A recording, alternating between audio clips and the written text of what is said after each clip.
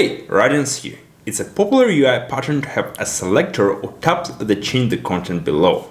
For simple situations, it is enough to store the view with the useState hook, but often children components need a selected view name and function to change it, and we end up with either prop drilling or state provider. These providers take some code to set up. So let's write a function that will generate a boilerplate we can use to add new views and selectors. You can find both code and demo in the description. Here's a simple example where we have two views, and we call a function that generates a provider, hook, and component for rendering the selected view.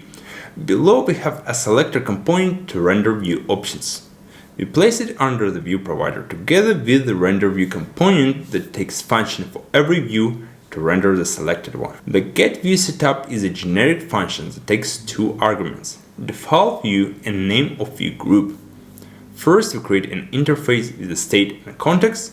The provider has a simple implementation where we store the selected view with the useState hook. To access provider value, we leverage the createContext hook that will show an error if the provider is missing. Finally, we make the renderView function that receives the render function for every view in the group and pick the one based on the useState hook. That's all. Stay productive.